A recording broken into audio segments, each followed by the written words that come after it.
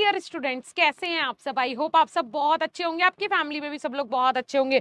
Most important आज का video होने वाला है बिकॉज आज मैं आपको as a nursing student, as a nursing aspirant, as a nursing upcoming aspirant, आज मैं आपको टाइम मैनेजमेंट के बारे में बताने वाली हूँ कि भाई आपका डेली रूटीन क्या होना चाहिए। इफ अगर आपने एडमिशन नहीं लिया है, आपका एडमिशन अभी होगा, ठीक है, कॉलेज स्टार्ट अभी नहीं हुआ है तो उनके लिए भी है। जिनका स्टार्ट हो गया है तो वो अपने रूटीन से चेक करेंगे कि क्या मेरा यही रूटीन है, तो मैं क्या सही रूटीन फॉलो अप कर रहा हूँ, या फिर जो स्टूडेंट पास आउट हो गए हैं वो भी अपना फीडबैक जरूर देंगे कि क्या आपने यही रूटीन फॉलो किया था। अभी भी टाइम है इस रूटीन को फॉलो कर लेना, तो आपको एक अच्छी जॉब, आप एक अच्छे नर्स, क्योंकि नर्स को एक जॉब नहीं है, ठीक है, ये क्या है, ये सेवा है। ठीक है, ये मान लो कि अगर आप नर्सिंग कर रहे हो तो आप सेवा करने के लिए आपने अपना जीवन समर्पित कर दिया, इस बात को गांठ मार लो। मतलब नर्सिंग क्या है जी? नर्सिंग एक सेवा भाव है कि अगर हम नर्सिंग कोर्स कर रहे हैं मतलब हमें अब क्या करनी है, समाज की सेवा करनी है, ये सोच के आपने एडमिशन लेना है। तो काफी सारी चीजें आज आपको इंटरेस्ट आएगा, मतलब मजा आएगा आज आपको ये जानने में कि एक नर्सिंग स्टूडेंट का एक्चुअली में रूटीन क्या होता है। ठीक है, सारी चीजें जानेंगे। First of all morning routine की बात कर लेते हैं। तो भाई देखो, मॉर्निंग में इफ अगर एक नर्स, देखिए ये एक नर्स है हमारी प्यारी सी, ठीक है, अगर ये नर्स सुबह कितने बजे जी, 5 बजे उठ जाती है, सुबह 5 बजे से 7 बजे के बीच में अगर वो उठ जाती है, मान के चलो 5 बजे नहीं उठ पाई, 6:30 बजे उठ पाई है, 5:30 बजे नहीं उठी, 6 बजे उठी या फिर 6:30 बजे उठी, ठीक है, मैटर नहीं करता, मैटर करता है कि किस टाइम आपने उठना है। ठीक है, मेरी राइटिंग यार थोड़ी सी गड़बड़ आ जाती है, मुझे समझ नहीं आता क्यों, जबकि ऐसा होना नहीं चाहिए। देखिए 6 AM, राइट, आज मैं अच्छे से लिख के ही दिखाऊंगी। और दूसरा है 6:30 AM, राइट। तो ये है कि भाई या तो मैंने 5:30 का टाइम दिया है, इट्स परफेक्ट। अब आप देख लो कि आप 5:30 उठते हो, 6 उठते हो या फिर 6:30 उठते हो। और मैं पूरे यकीन के साथ बोल सकती हूँ कि ये इतना नोवल, इतना प्रोफेशनल जो है प्रोफेशन है कि आप लोग सच में इस टाइम तो उठ ही जाते होंगे, है ना। तो अब जो ये रूटीन चल रहा है बेटा, ये चल रहा है 7 बजे तक का। ठीक है, जिन स्टूडेंट्स का कॉलेज पास में है कि भाई हॉस्टल भी वही है, कॉलेज पास में है, तो उनको 8 बजे तक का रूटीन ले लेते हैं, ये ले लेते हैं उनका 8 बजे तक का कि भाई 8 बजे तक ये काम हो जाने चाहिए। जिनका कॉलेज दूर है, लगभग 20 किलोमीटर 25 किलोमीटर उनको जाना है या 30 किलोमीटर जाना है, तो उनके लिए तो फिर 5 बजे उठना अनिवार्य है। 5 बजे आपको उठना ही पड़ेगा, कुछ नहीं कर सकते आप, उठना ही पड़ेगा। ठीक है, चलो अब बात कर लेते हैं कि भाई जल्दी उठना है, और जल्दी उठ के क्या करते हैं, फ्रेशन अप होना है, राइट। उसके बाद थोड़ा क्या करना है, जैसे कि लाइट एक्सरसाइज वगैरह, या फिर आप अगर क्या कर सके, योगा वगैरह कर सके। अगर नहीं करना है, स्किप दैट कंप्लीटली स्किप करो, क्योंकि बहुत सारे बच्चे ऐसे होते हैं जो घर से बाहर रह रहे हैं, है ना, घर पे रहते नहीं है। भाई ब्रेकफास्ट खुद बनाना है, लंच बनाना है, पैक करना है और उसके बाद जाना है, बिल्कुल स्किप कर दो। अगर एक्सरसाइज, वैसे ही एक्सरसाइज इतनी भागने दौड़ने में आपकी हो जाती है ना। लेकिन अगर आप अपने घर रहते हो या थोड़ा सा लिटिल बिट आप 10-15 मिनट एक्सरसाइज के लिए निकाल सके तो बिल्कुल निकालना। ठीक है, चलिए। अरे भाई आप लोग क्या, हम लोग खुद नहीं निकाल पाते, है ना, आपको क्या कहें, आप तो वैसे भी स्टूडेंट हो, इतना बिजी स्केड्यूल रहता है, और हमारे तो इर्द गिर्द सब लोग घूमते हैं और फिर भी नहीं निकाल पाते, है ना। दोनों चीजों में फर्क होता है। चलो ठीक है, अगर जिसको बॉडी फिट रखनी है वो जरूर कर ले। फिर उसके बाद हेल्दी ब्रेकफास्ट लेना है। हेल्दी ब्रेकफास्ट में आप लोग चने वगैरह बॉईल कर सकते हो, सोयाबीन बॉईल करके खा सकते हो, ठीक है, इस तरीके से आप कुछ भी ले सकते हो। मूंग दाल होती है, साबुत मूंग, उसको आप लोग रात में भिगो के रख दो, सुबह को उसका कच्चा खा सकते हो, प्याज टमाटर मिला के। तो ये हेल्दी ब्रेकफास्ट होते हैं। अब आपको लगे कि आलू का पराठा भी खाना है, किसी दिन पास्ता भी खाना है, तो ऑफ कोर्स मैं आपको बोलूंगी कि हफ्ते में कम से कम 3 दिन आप लोग हेल्दी ब्रेकफास्ट करें, और बाकी के 4 दिन आप लोग जैसे कि पराठा हो गया, है ना, पास्ता हो गया, इसके अलावा आप कुछ भी मैगी खानी है वो खा लिया ब्रेकफास्ट में, सैंडविच खाना है वो खा लिया, तो ये सारी चीजें आप लोग आराम से ले सकते हैं, कोई दिक्कत वाली बात नहीं है। लेकिन 3 दिन ध्यान रखें, क्योंकि आपका काम, आपका वर्कलोड बहुत ज्यादा है। जब आप एकदम फिट एंड फाइन रहेंगे, आप एकदम हेल्दी रहेंगे, तभी ना आप लोग पेशेंट की केयर कर पाएंगे, वरना कैसे करेंगे केयर। चलिए उसके बाद स्टडी सेशन आपको एक लेना है, जैसे कि जो आपने लास्ट डे पढ़ा होगा, क्योंकि सुबह के टाइम ना बहुत फ्रेशन अप रहता है। जितना आप शाम के टाइम में 3 घंटे में पढ़ेंगे, सुबह आप 1 घंटे में पढ़ लेंगे। तो वही चीज़ है कि बस लास्ट डे का रिवाइज करना है।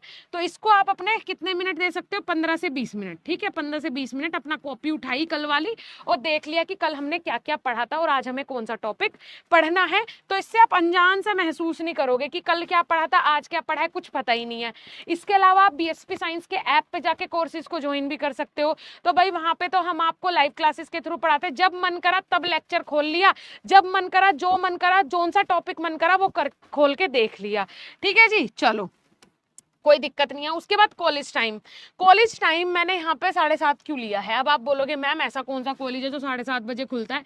बेटा ये उन बच्चों के लिए है जिनका कॉलेज घर से 30 किलोमीटर, 40 किलोमीटर, 20-25 किलोमीटर दूर है, तो उनको तो 7:30 बजे निकलना पड़ेगा। अगर उन्हें 9 बजे कॉलेज में पहुंचना है तो कम से कम उन्हें मान के चलो उन्हें 9 बजे कॉलेज पहुंचना है। ठीक है, तो भाई कम से कम उनको 7:30 बजे तो घर से निकलना पड़ेगा। 7 बजे भी निकलना पड़ सकता है। अब जिनका पास में है ना कि 2 किलोमीटर 3 किलोमीटर है, उनको भी कम से कम 8:30 बजे 8:15 बजे निकल जाना पड़ेगा टाइम से पहुंचने के लिए, है ना। तो ये वाला सिनेरियो है।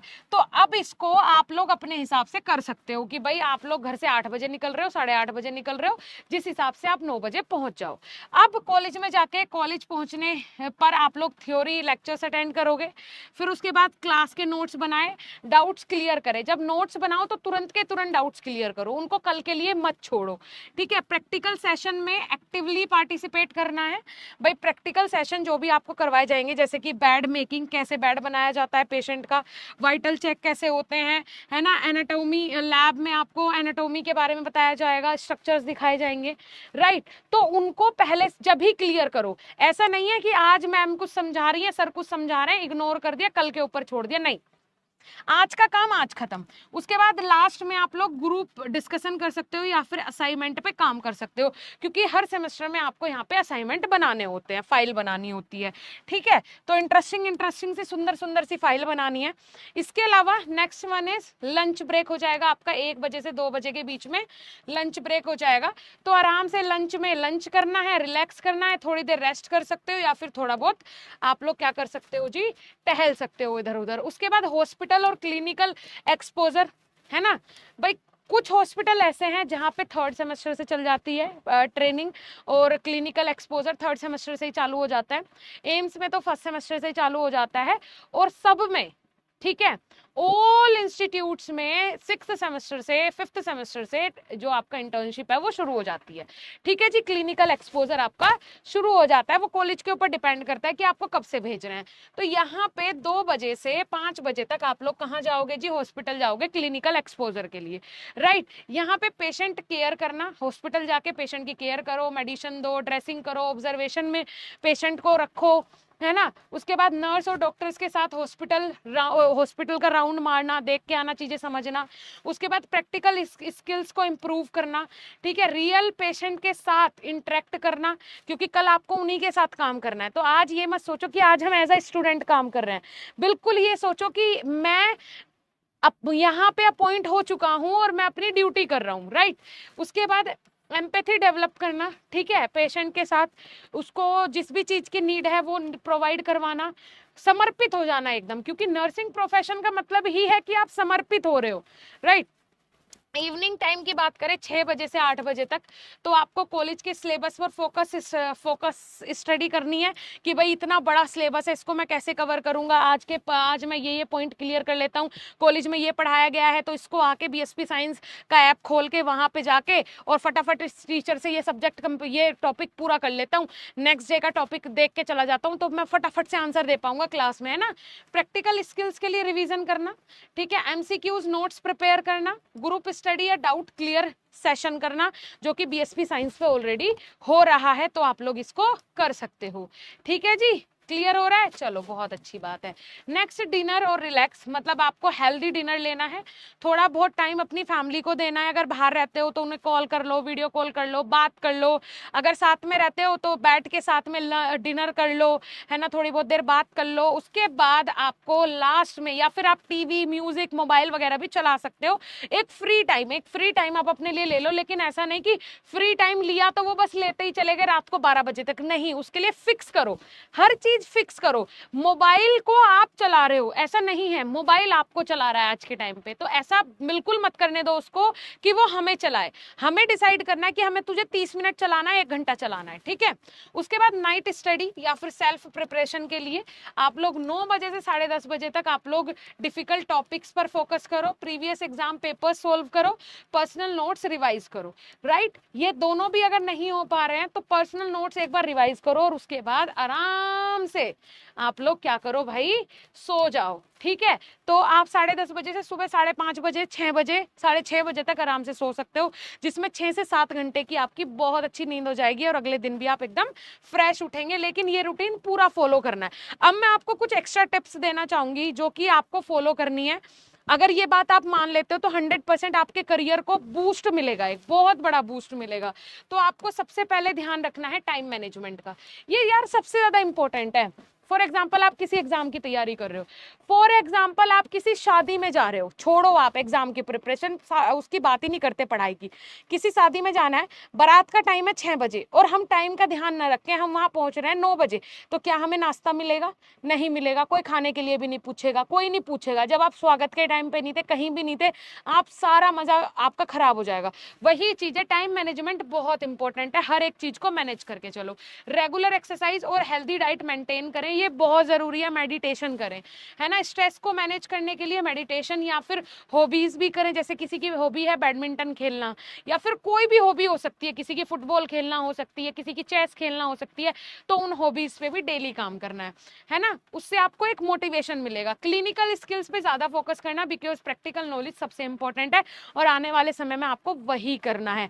थ्योरी के साथ साथ प्रैक्टिकल एक्सपोजर पे पूरी तरीके से फोकस करो, वो बहुत ज्यादा जरूरी है, ठीक है डियर स्टूडेंट्स।